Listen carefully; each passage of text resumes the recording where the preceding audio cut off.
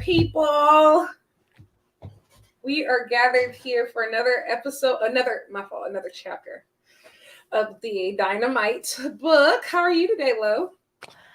A little bit somber. I guess before we start, I do want to send my condolences to the individuals that passed away today at UNLV. I did go to UNLV for college, so I do hold it near and dear to my heart. So, sending my condolences to the students and the individuals that were affected today. Absolutely, yeah. It's really terrible. I remember reading the news earlier today. I still don't understand why these things are allowed to happen, but hey, that's another conversation for another day. But as you said, sending our prayers and condolences to all of the people who were affected by this tragedy. On another note, obviously today is Wednesday. You know what that means. My AEW Dynamite took place in Montreal. I think this was their first show in Montreal, actually. Yes, if you don't count the one yesterday for the taped collision Yeah. that does not air in Montreal, as I heard. Mm-hmm. So, this was their first time doing Dynamite in Montreal, and so I think it was a pretty good one. We're gonna go ahead and get right into it. It was a pretty stacked card, very wrestling heavy. That's how I like it, you guys. You know that. But moving forward, we started off with Jon Moxley versus Roosh, and also I'm gonna be honest, this match kind of spooked me. And I'm gonna tell you why it spooked me. It spooked me because Jon Moxley is one of the most intense, most aggressive wrestlers ever. He got his ass beat for most of this match. I'm not gonna lie, he was getting cooked. Roosh does not know that wrestling isn't real. So there's that. He doesn't know, and I don't think that he cares to know. So for most of this match, I'm not gonna lie, Jon Moxley was getting rocked. Boom. Okay, like it wasn't a game. There were points where Mox was legitimately like he didn't know where he was. He was punching the air, just fell out after a couple chops. Now I will say the second half of the match was absolutely brilliant. Mox came back. That King Kong lariat was. He looked like he almost tore that man's neck off. But that Roosh, let me tell you something. He might have lost this match, but he's going to win the war. I've said it before. This is a future world champion waiting to happen. This was great. I will say, like, these two maybe they should never be allowed to wrestle each other again, though. I'm still undecided. I watched very minimal of Dynamite, but I did see Jon Moxley's shirt about F the hard cam. Yeah. Doesn't he know his friend passes out the fines? You can't be saying that. He's already gotten a couple fines from his friend. Just rack him up, I guess. He's been racking him up. He doesn't care anymore. And you know what? Him and Claudio on that crock cut machine making all these t-shirts for, the Blackpool Combat Club. I'm a fan. This crock cut machine, yes. Men in STEM. Moving on. Now, this was crazy. So Renee was outside MJF's locker room waiting for a comment, and then Hangman rose up with his suitcase, and we was like, "Oh, we ain't seen you in a long time." I was so happy to see him. Happy to see him. The Bad Bitch Brigade was happy to see Hangman Page. Okay, like, not gonna lie, Dynamite. I'm not gonna say it's been ugly lately, but it hasn't been as fun. It hasn't been as beautiful without this man. But hasn't been too Western, has it? It hasn't. But he's back. Look at that face. Oh. And that jacket, his leather jacket, he's back wearing those leather jackets. That means he's gonna get y'all. And then MJF come out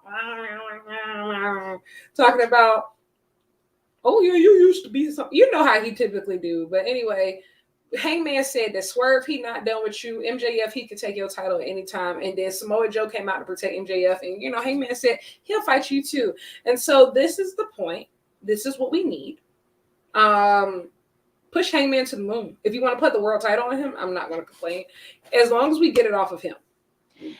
So is MJF cutting the line, essentially? I mean, we've seen all of these different people within the last, month or two who are gunning for MJF. You have Wardlow. You have Samoa Joe, you have Hangman now. You have a couple others who have made their intentions clear that they want a shot at MJF's title. And I mean, honestly, I don't think you can forget about a lot of these people in the Continental Classic. I mean, at the end of the day, yeah, they will be gaining 3 titles, but wouldn't a 4th, the AEW World Championship, really, be a good thing to have around their waist or their shoulder? Absolutely. But I don't think that Hangman is going to jump the line simply because he technically has a losing record right now. So I think he's going to have to get some wins. But as we found out later in the show, next week is Winter is Coming, and he has a big matchup against Roddy Strong, who threw his wheelchair out today and said that he is healed. He is healed, thank God. Wabashata. He is healed. Amen. And It's about time. Renee looks tired of her job. As always, I ain't gonna lie. They have had my girl stressed and she got to AEW. And I'm not gonna lie, I can she's been working harder than I've ever seen her work. I don't think WWE had her running around as much as she's been running around at AEW. Like she be zooming. She be on her Zoom. But this was great. This was great. It's Samoa Joe. MJF start talking mad shit now because he know that he got Samoa Joe to protect him. This is the same Hangman who drank another man's blood. Y'all better tread real lightly with him. Okay? Thanks. But moving on, we had Swerve Strickland versus Mark Briscoe. This was cinema. As the kids say. It was brilliant, down to the most minute details. Absolutely brilliant. Listen, I don't know. At this point, y'all just gonna have to argue with your mama. Swerve's the one. The people have chosen him. Clearly, the company has chosen him. He always delivers. His moveset is nuts. He can strike. He can grapple. He can fly. Good God. Mark Briscoe, that redneck kung fu, like, he has the potential to be an incredible babyface. Like, this was 10 out of 10. Amazing. It's really been interesting to kind of watch Swerve's progression, right? I think a lot of people, when he came to AEW, they were a little bit apprehensive. Like, they didn't know what he was going to do. He had 5,000 feuds with Keith Lee. That still hasn't technically come to an end, I guess. So he better keep an eye out for Keith Lee if he's, really smart. But, I've been noticing he's been doing these indie dates and the fans absolutely love him. I was watching a video over the weekend of him at an event. He brought Prince Nana with him, and the fans just gravitate towards him. They really are connecting with him. And I don't think that was the case when he first got to AEW. I think people were interested, but they weren't as interested as they are now. And I think Prince Nana has really helped Swerve step up to that level. Yeah. He's been able to kind of have these viral moments where he's dancing and stuff like that. And, usually when people are just dancing and stuff, you don't take him seriously. But he has proven time and time again that, yeah, we might have fun outside of the ring, but I can get in there and kick your ass as well. Absolutely. Like, even at the Revolver show, it was nuts. Like, he didn't even wrestle. And, like, the ovation was crazy. And, like, during intermission, he was just surrounded by crowds, and he took a picture with everybody who wanted one, and like every single. I've never seen anything like it. I'm gonna be honest, and I didn't see Swerve's NXT run, so like him in AEW was my introduction to him, and I liked him last year because I felt like Swerve and Our Glory kind of like snuck up on everybody. It was a really good tag team that nobody was expecting. Yeah, but like he's clearly on like a different echelon of wrestler. Like, he's not just content of like being a top guy and like AEW. Like, you can tell he wants to be in that conversation for best wrestler in the world. Like, he wants to be in those types of conversations, and he's succeeding. He's absolutely succeeding. And so it's been crazy to watch like the progression. I remember Final Battle last year, which is when Swerve and Our Glory broke up, and when he really started his singles run, and then like seeing him at Wrestle Dream. No, but forget that. Seeing him at All In 80,000 people chanting Swerve's house, and then seeing him at Wrestle Dream in Seattle. Like, when I say people were literally, before they even opened the doors on the night before Wrestle Dream, that collision, they're chanting whose house, Swerve's house, over and over and over again. And then you see him at Full Gear where he wrestles, like, that match is going to be tied to him for the rest of his career. And so it's been insane, but it's been awesome to watch. And even like you said, the Prince Nana piece of, Tony told the story of how Prince Nana was technically a last minute replacement, for Mogul Embassy. It was supposed to be Tully Blanchard, but he didn't show up to work one day. And so he got Prince Nana to fill in. And who would have thought? Like, it's one of those cool things, like only wrestling, wrestling can, that one accidental mistake turn into an absolute gold mine. Mm-hmm. And only pro wrestling, man. Only pro wrestling. But moving on, we had Miss Mariah. Dun, dun, dun, dun, dun, dun. Now, I will say, Miss Mariah said a couple interesting things here in this promo. So basically, Renee said, "Hey, girl, last week you was in Tony's office. You said you're supposed to get your first match. What's happening?" And she said, "It's none of your business, Renee. I'm on my time." And she said, "Yeah, I'm a really good wrestler. I came from Stardom." She said Stardom about 3 different times. And I'm like, okay, she keeps saying Stardom. You on that pay partnership deal, Mariah? They paying you to mention Stardom? Said, well, you know that Tony Khan loves Japanese wrestling. So, from what it's been said, I'm starting to get a feeling that her first opponent is going to be a Joshi wrestler, maybe, or somebody who has a significant background in Stardom. And since it's not happening it could happen next week. We don't know what the women's match is next week, but because next week is Winter is coming. But if it doesn't happen next week and Winter is coming, I'm going to assume that her first pay-per-view match is going to be at World's End. And so, who knows, y'all? Who knows? I'm going to be honest. I have no speculation. I have no idea who it is. We know somebody came back later tonight, but I think they got eyes on Tony. So, I don't know. But also, Mariah looks great. She's adjusting the TV wrestling fabulously, as I knew she would.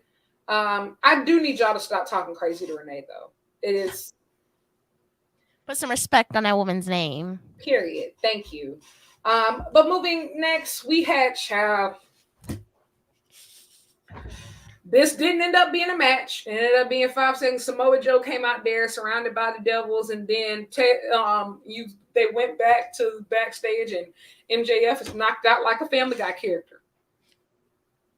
That's how he was on that. You know how they be face down with the leg one way. Yep. That's exactly. See that. That is exactly what happened. So I did, while I was going through my timeline, I did see someone who had posted a video of one of the Devils that was outside of the ring, and they were like, "It looks like Kyle O'Reilly, like his mannerisms." And it was recently revealed either today or yesterday that Kyle O'Reilly has been backstage at AEW. We don't know the status on his injury. He's been out for a year and some change now. Is this the proper way to bring back Kyle O'Reilly? I mean, probably so, just because like Kyle O'Reilly, Roderick Strong, and Adam Cole, like their history have been, together through multiple promotions. So I mean, it would be shocking. My thing is just that from what I heard, like Kyle's injury was so serious, like they were talking about he might not ever be able to wrestle again. So like honestly, any way that he's able to return to the ring, I'm just happy that he's healthy. Like, he's absolutely incredible. But at the same time, I'm gonna be honest, and maybe I'm a hater. I don't care at this point. I want all this devil shit to be wrapped up. I really and to be honest, I think it's because if you look at where we've been so far from Dynamite, it's really jarring. It's really jarring. You'll have these amazing 4+ star matches. You'll be getting deep to the nitty gritty. Hangman came out talking about the world title again. The people like the feeling is restored. And then you got all these masked people running around like, and we're not even having a match. I need somebody to unmask them one by one. Like, I feel like that would be interesting at this point because it's just the same thing over and over. We speculate who we think it is, who we don't think it is. I want to see at least one of them get unmasked. Unmask one every week at this point until we know all of them. My thing is, and maybe we should do a fan poll. Do people still care? I mean, I'm nosy. I want to know exactly who they are. Yeah, I'm a completionist by nature, so yes. And in some ways, I'm just nosy and I would love to know who the devil is. But as far as like, if you rank all of the plot lines happening on AEW television right now, or even just Dynamite, where does the devil story rank for you?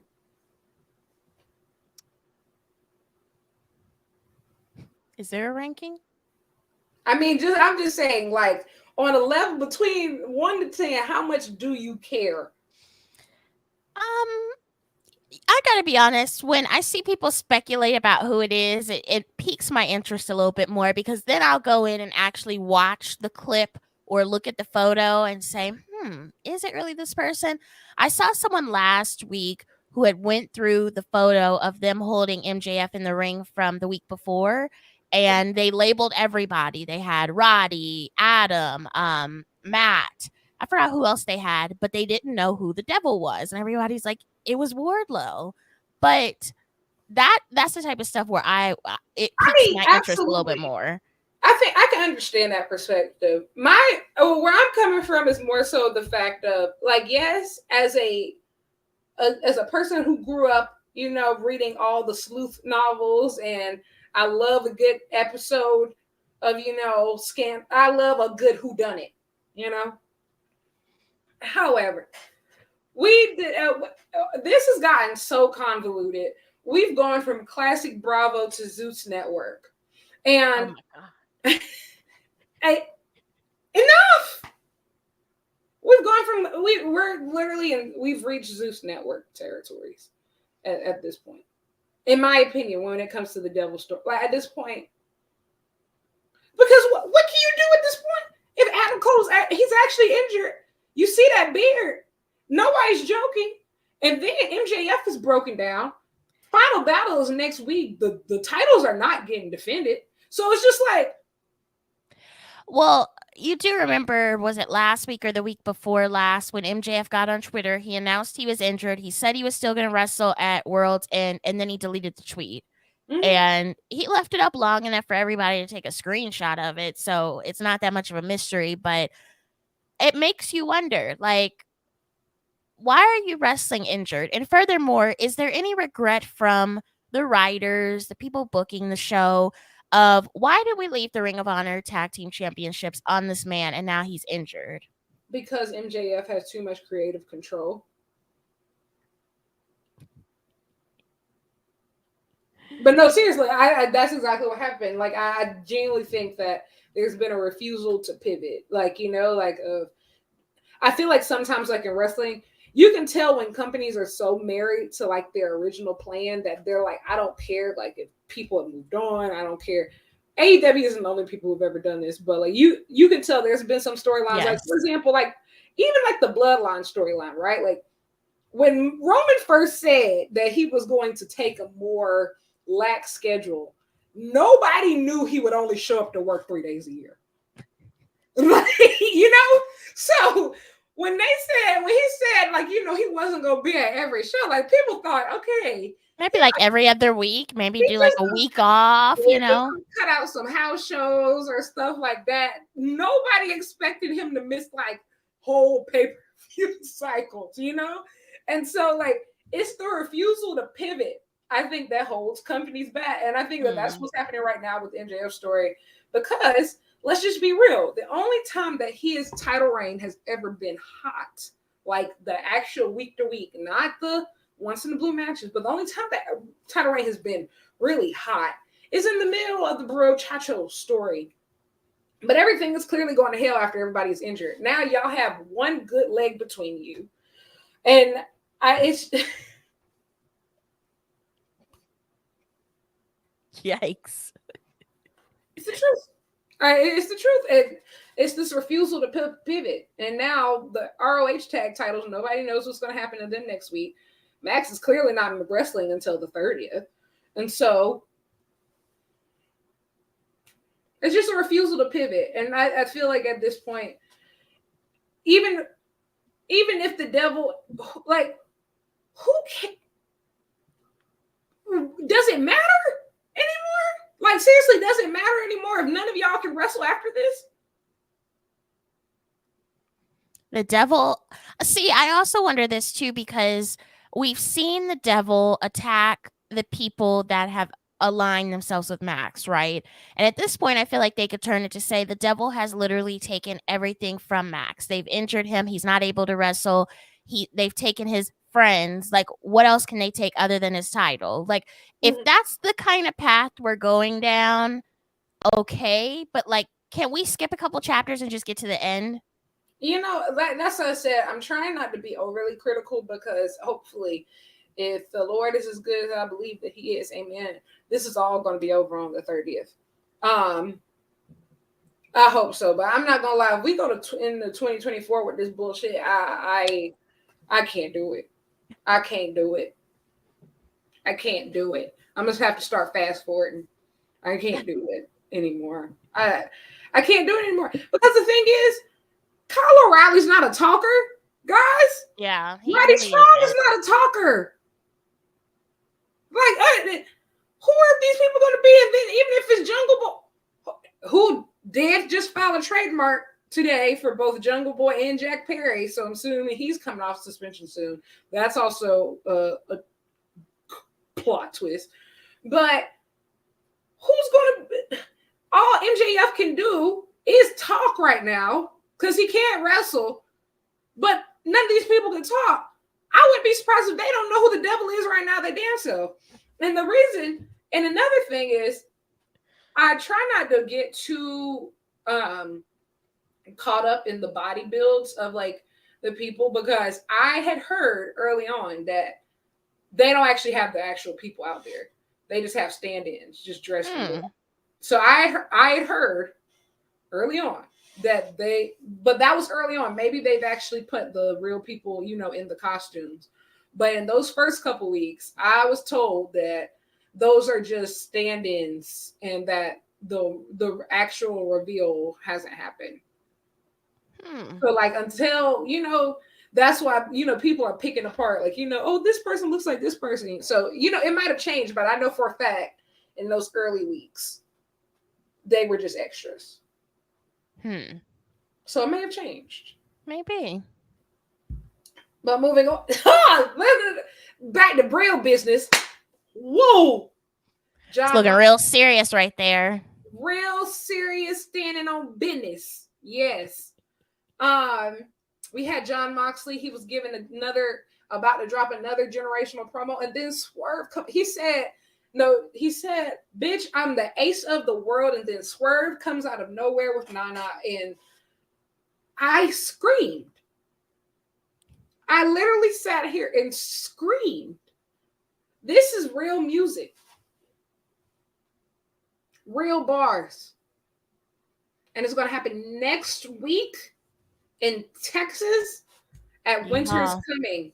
Winter is Coming has never disappointed. That's one of my favorite AEW Dynamite specials. There's never been an insignificant Winter is Coming. Winter is Coming, something interesting always happens. So this is kind of related, but so if you guys follow me on Twitter at WWDCAST, my friend Rachel has been trying to learn wrestling. I took her to Full Gear, and she's been watching everything. She was watching Io Shirai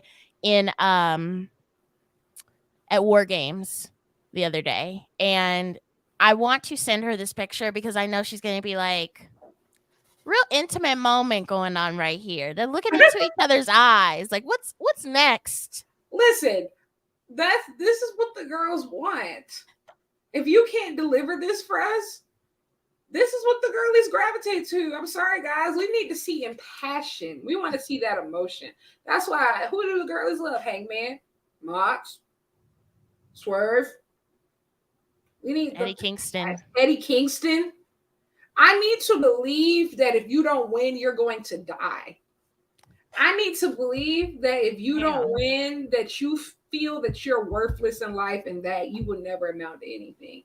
Like I need to feel like you take this as seriously as I take this seriously. Like their life is on the line. They working for their rent money. Period. Like rent is due. Exactly. That's exactly what we're looking for. That's exactly. So yes, these two are going. I tweeted yesterday before this even happened. I said Swerve versus Mox. It's going to be incredible. Families will be fed. Children will prosper. I'm going to cry. I'm going to cry. Yes, I'm going to cry. And you want to know what? Next week is my last week of class, and I'm going to literally walk out of there. I'm going to drop that paper on my teacher's desk. I'm going to come home and I'm going to watch Dynamite, and it's going to be excellent. It's going to make me cry. And I can't wait. Real music. Next, we had TCM's Ben. I can't pronounce that. I'm not even going to lie to you. That guy introduced Timeless Toni Storm for her championship match versus Sky Blue. It was great, I will say. As a girl who grew up always watching the classic movie network because I'm weird and I like the black and white movies, and I love a good old school musical. Okay, like a good old school musical. My favorite movie of all time is Funny Girl with Barbra Streisand. So that lets you in to know a lot about me. So this segment was booked for me. The match was good. The girlies showed up. Toni is hilarious. And there's a moment where she got her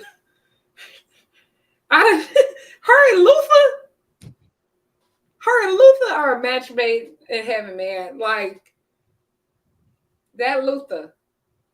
But Toni gets the win. But the real business is Big Mama's home. Big Riho came. I know, we have not heard from her in a minute.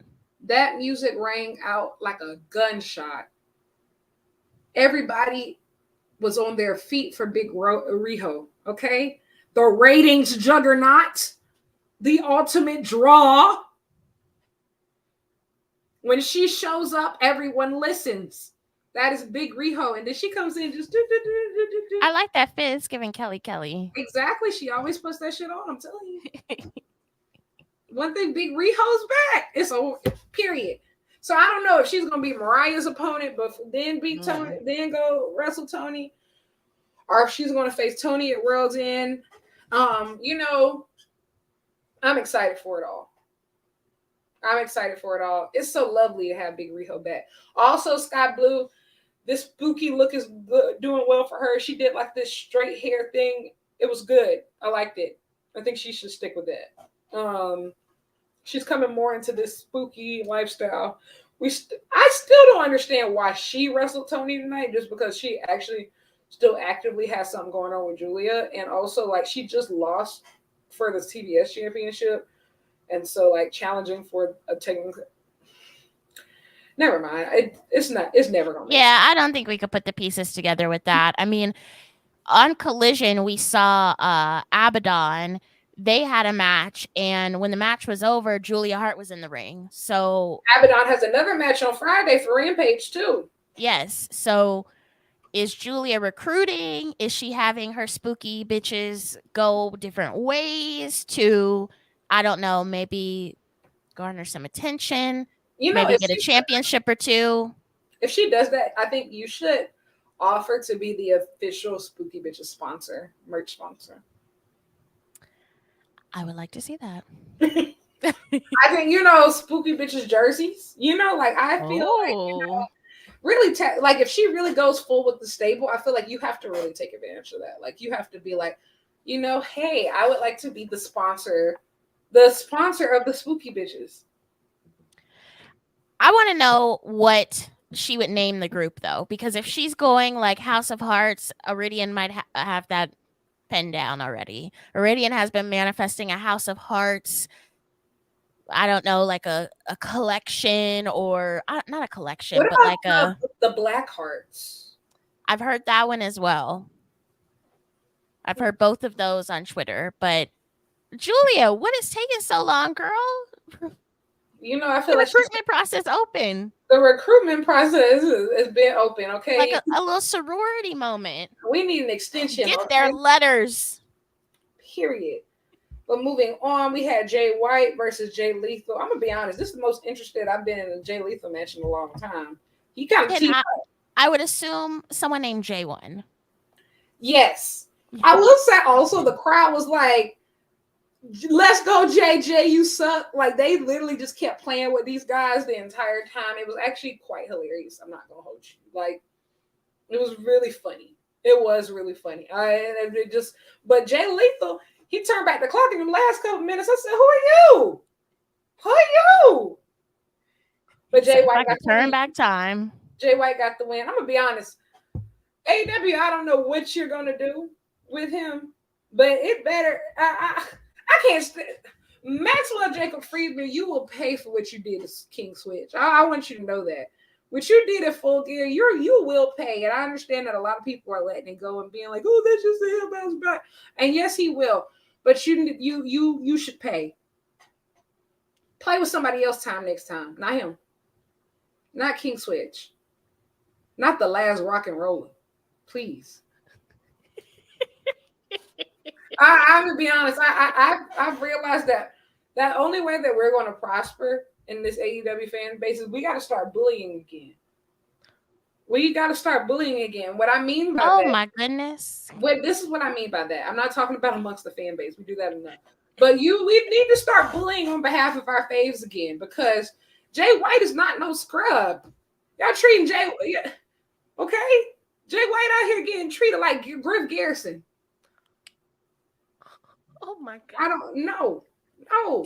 Justice for Griff. He's trying. From here on out, anything against Jay White, Swerve Strickland, Hangman Page, Kenny Omega, John Moxley, y'all come see me. As the captain now. I've had it. Enough. I've had it. But anyway, the match was good.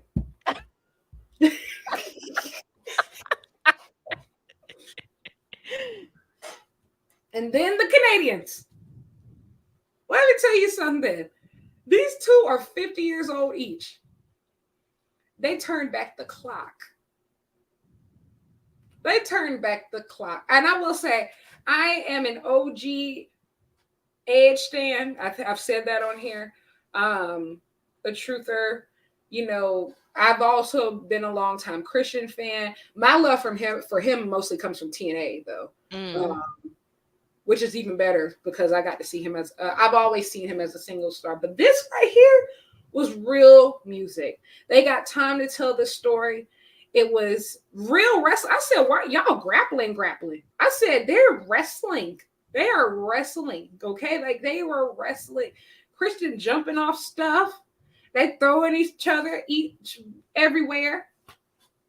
I was so pleased. You know, I'm staring at this picture right now of the match card, and it looks like the TNT Championship is painted on Christian. Like, it doesn't look like it's just on his shoulder. It looks like it is painted on him. Because it's him. He is the father that we deserve. I want to see what Father's Day looks like at his house. I know he demands to be treated like a king. I know it. This was great. I'm gonna be honest. I was a little worried, and I say this as an Edge lover. I was worried if Big Cope was going to be able to really adapt to the AEW style because, like, he's used to working something different. But he's adapted very nicely. Every single in-ring performance I've seen from him has been very up to par, very good. This is the best one of all of them that I've seen so far. Him and Christian have amazing chemistry, and for them to have such good chemistry at this age is actually kind of scary. And honestly, out of all the times I've seen them wrestle, I will say this is probably the best I've ever seen. Like me personally, of seeing them wrestle each other. Great chemistry, great stuff. I'm gonna be honest. The only thing that it was missing, I was expecting some blood, but I do think that it's coming because at the end, Miss Shayna Wayne comes out and hits Adam Copeland in the head with the belt like Christian didn't try to get you killed a couple weeks ago. Maybe that's her man. You know, hey, he was talking about sliding in her DMs before. Maybe he finally pressed send on that message. And I'm glad you said that because I said, you know, Christian, everybody daddy, okay? Everybody need a daddy, I guess. And Christian said he will be the father that everybody needs. He is everybody daddy. What a deliverer. And more ways than one. Wow. In more ways than one. He everybody daddy, okay? And I just appreciate Shayna Wayne. She be out there and her, the loft and the limited fits. Her White House Black Market. I know that's right. Her White House Black Market fits. I said, put that shit on, girl. Put that shit on, girl. She said, I'm answering the phone today. I'm answering the phone for him today. Today is the day I text back. How you doing? I can't believe she did Big Cole like that, man. Gonna hit him with the TNT belt. Then Christian hit him with all the finishers. And then puts him down. Then, you know, Dynamite ran late. So that happened real quick and then bye. And then it was just copyright screen. I said, oh my God. Good God. So do you anticipate these two facing off maybe at yeah. Absolutely. 100%. Do you think it'll be a stipulation match? I know I mentioned that before. I hope so because I can just feel Adam Copeland's spirit and I know he wants to bleed. I can feel it. I know he wants to bleed. He used to love that shit before WWE went PG. Like, I know that he's itching to bleed. And so, even if it's not like a Texas death match or something, but somebody is going to bleed. You know, I'm really curious. I don't know the answer to this. Maybe someone does. But is Beth Phoenix technically still under a WWE type of contract? She isn't? Nope. Well, I mean, with the involvement of Nick Wayne's mom, I'm almost wondering if we could see some involvement with. You trying to get that like killed? Beth Phoenix is a badass. That's what I'm saying. Watch out. That's what I'm saying. You trying to get that lady killed? Oh, Nick Wayne's mom? Yes, you know good and well that lady will get boom, get knocked. I don't necessarily think Beth would be in a wrestling type of character. I ain't gonna hold you. Even if she just doing a one-hitter quitter, I'm not sure that's a good idea. That lady gonna die. Beth is like, she's always been like intimidating to me. Like even in, she came up in the Divas era, and even then, like people knew, like, yeah, you don't mess with her. Don't play with her. Yeah, they had my girl in the Royal Rumble with the men's, because she was really like that, and she's still like that. Yeah, never forget when she broke Candice Michelle's collarbone. That was insane. That's when I was like, I will say, I think about people like her, and I do think about like, I do wish that alternative places to wrestle existed before, because like if you look at like AEW now, I think she would have been a perfect fit like a couple years ago, like you know, like in her prime, to just be able to like with the style, specifically, because like the stuff that she was doing, like she trying to take y'all to Cork and Hall, and the girlies wasn't ready. They wasn't ready, and everybody was getting their shit.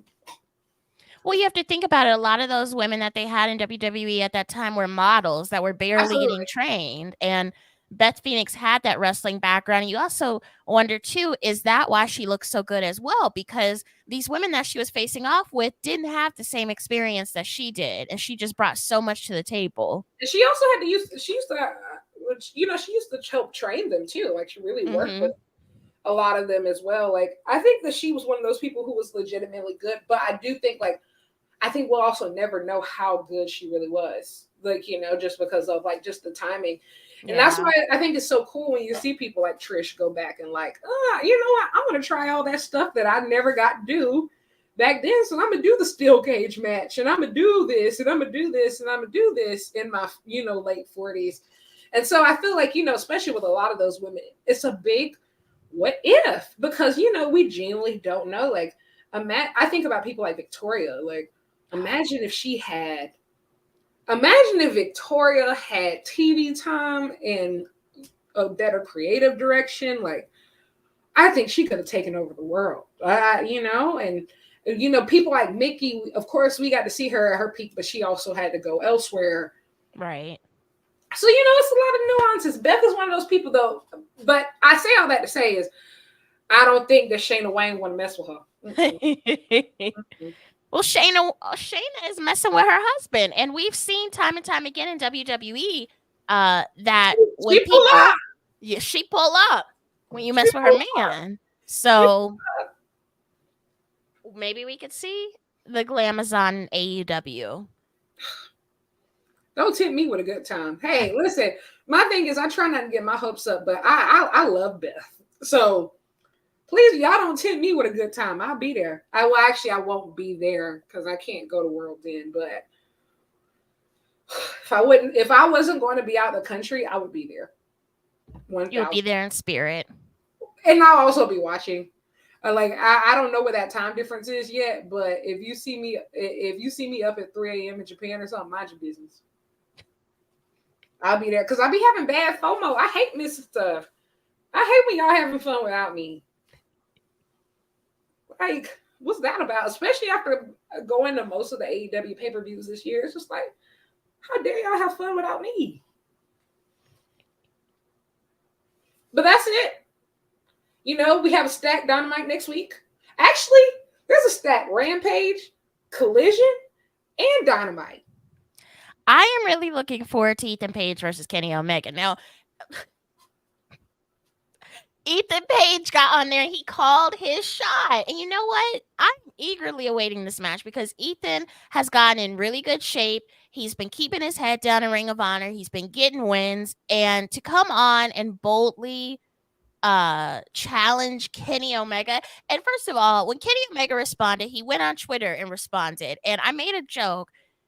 There's a fanfic going around of what looks like a Kenny Omega-esque type character.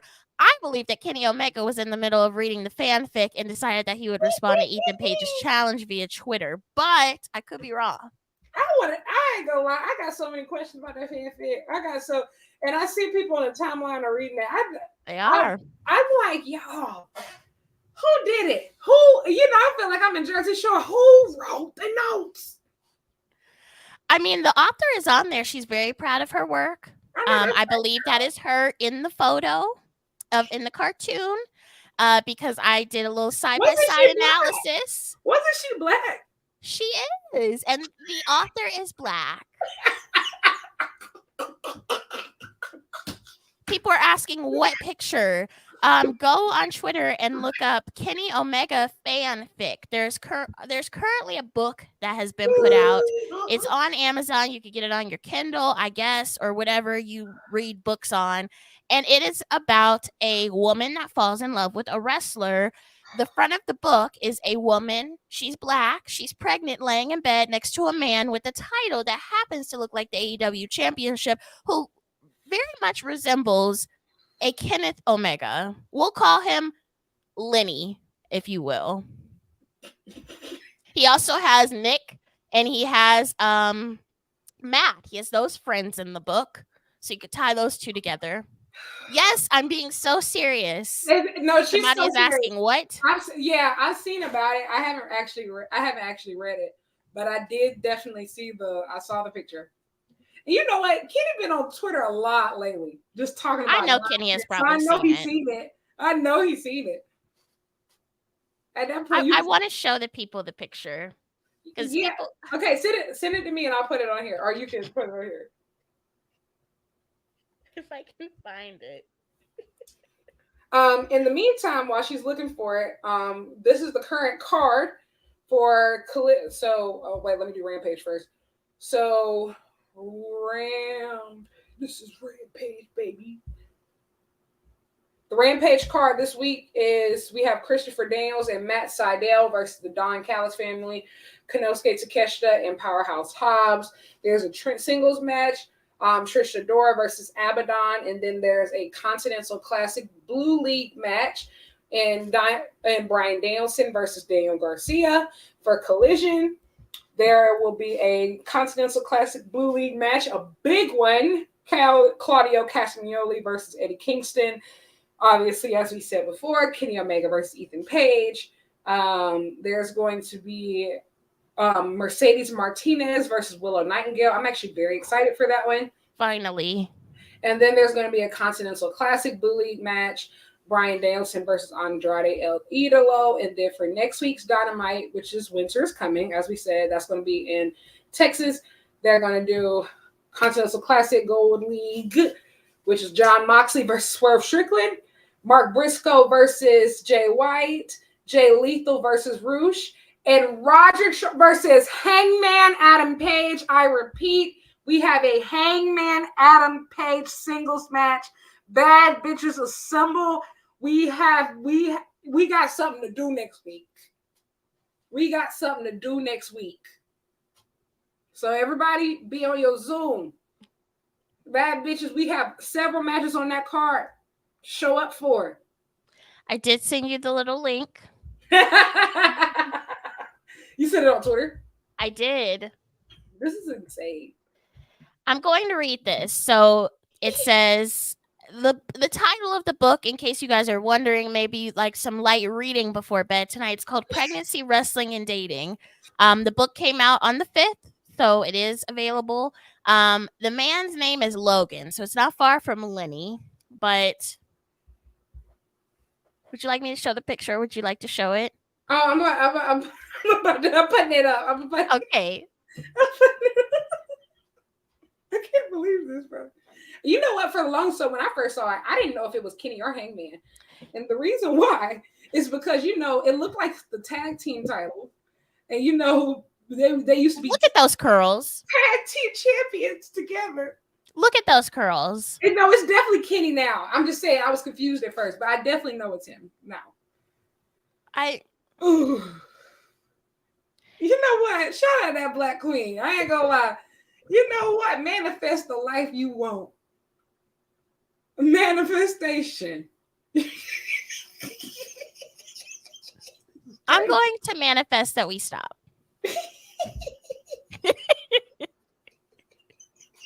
Dream big, dream on. Dream big, man. Don't let nobody tell you what you can and can't do. Stand on business, y'all. Stand on business. But also, what else was I going to say? Also, for the Dynamite card, the Von Erichs are coming. Yes, they are.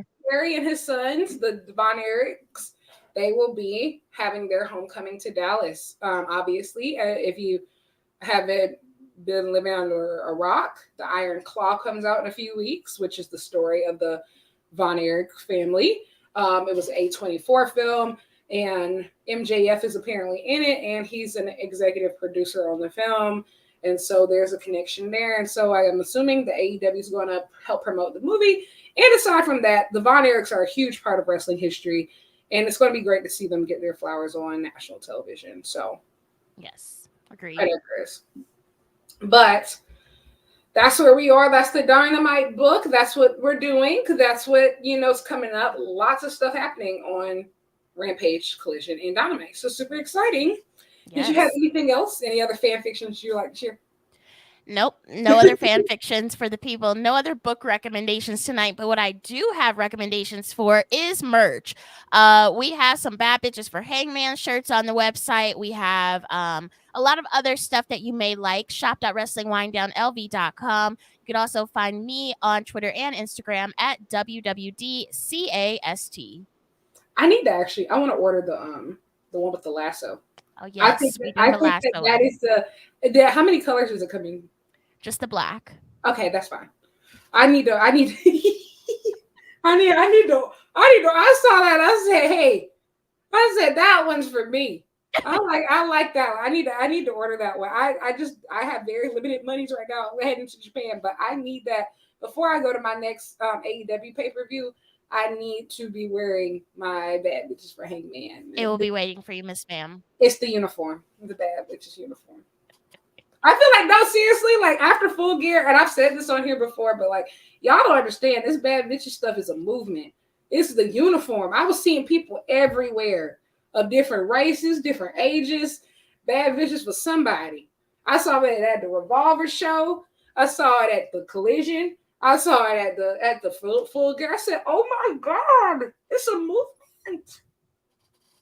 I love it. I love to see it. It's a movement. But if you want to find me, you can find me at Lyric Wrestling on the Twitters and the Instagram.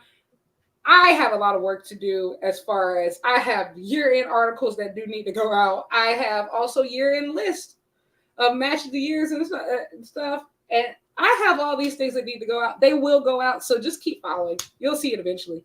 Keep me in your prayers. Amen. But that's all I got. But until next time, thank you everyone for joining us for yet another chapter of the Dynamite book. And now it's closed. See you next time. Bye.